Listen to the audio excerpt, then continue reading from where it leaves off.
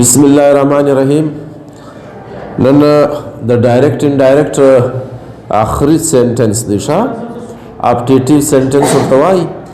دعا پکې کیږي، بد دعا یا شراوي پکې کیږي، یا یو خواهش وي، مور پلار وسړي ته وایي، دوست وایي، ورور وایي، هر څه چې وي، ښه نمبرونه واخلي، ښه ژوند ولري، ښه شپه ولري، ښه سفر ولري. ये दुआ में भी आता है और उसको ख्वाहिश भी कहते हैं. ठीक है, जो आप मर्जी.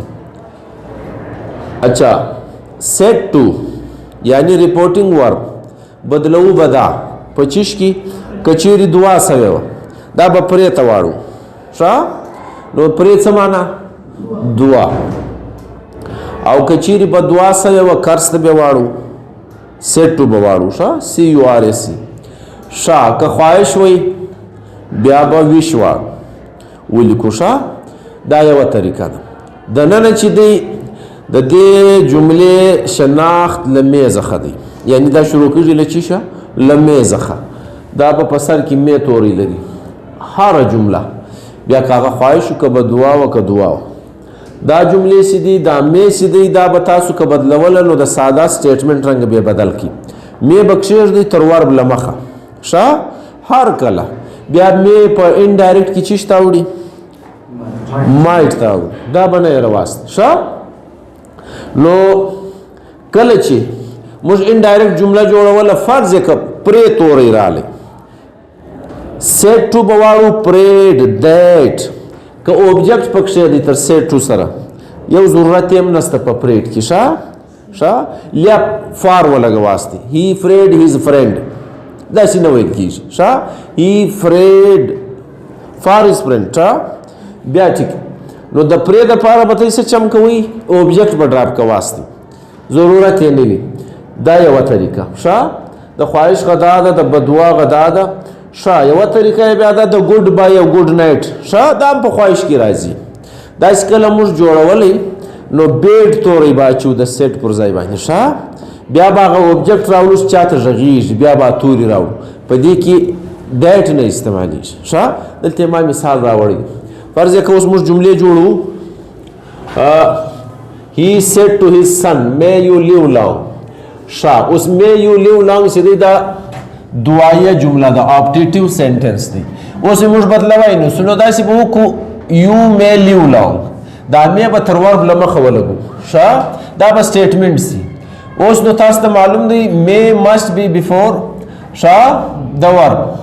اوس نو انډایرکټ کې بیا چیش راځي may might ته به واوړي ښه. اوس ورته ګورئ he said to his son نو یوه طریقه یې دا ده he prayed that he might live long. ٹھیک ہے. اچھا he prayed for his son دا یې بله طریقه ده that he might live long.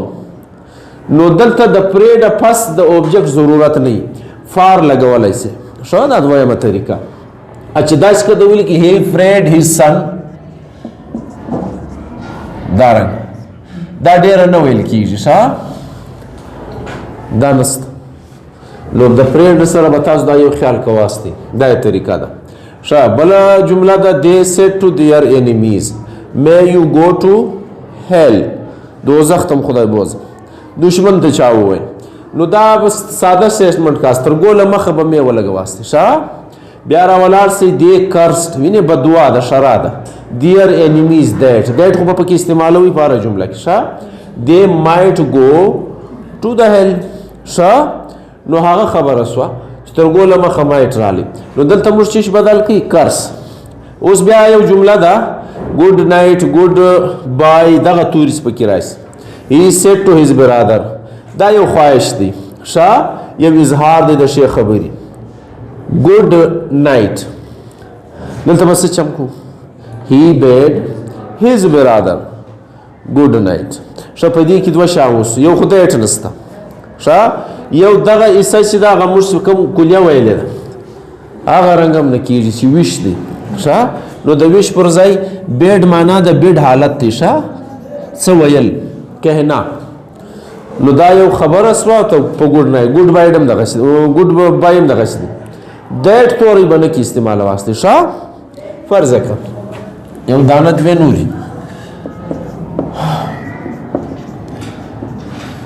अच्छा he said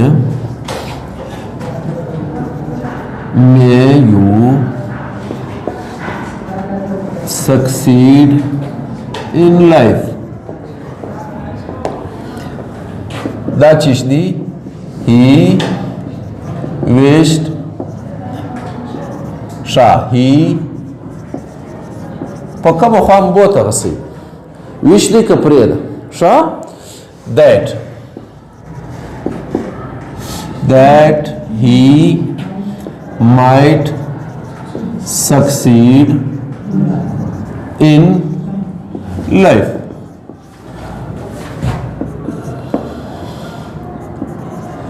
Shah, the mother said, may Allah forgive every sinner. Allah Ta'ala di har gunagar wo baksh. Di asan banwam nahi ha. Kadagas di. Ai dandi vyatsa da par judi kiri. The mother prayed. Shah, the mother wished that Allah might forgive Shah every sinner.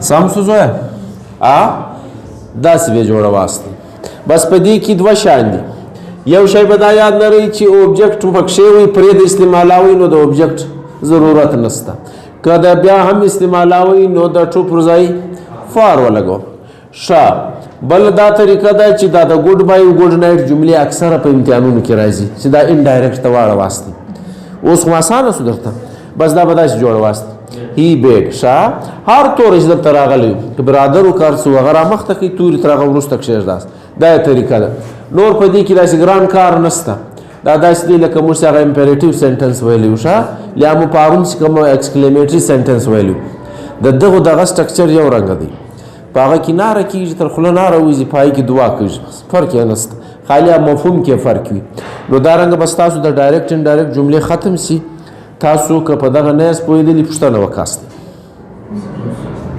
نسته پوښتنه ښه نو به څو جملې جوړې کاست شل ښه شل جملې به جوړې کړي ما ترې راښکاره کړي زه به یې وګورم بس دغه د ډایرکټ انډایرکټ وروستی کلاس دی زیاته به اسانه سوي ټینسونه هم ورسره اسانه شو ډایرکټ انډایرکټ هم اسانه شو اکټیو پیسیو وایس هم اسانه شو نو تاسو یې نوټ کاستئ خپل پریکټس چې دی په دا کې جاري وساتاست که چیرې مسله په مخه دراتله ما پوښتنه کواست ښه نوټ یې کړئ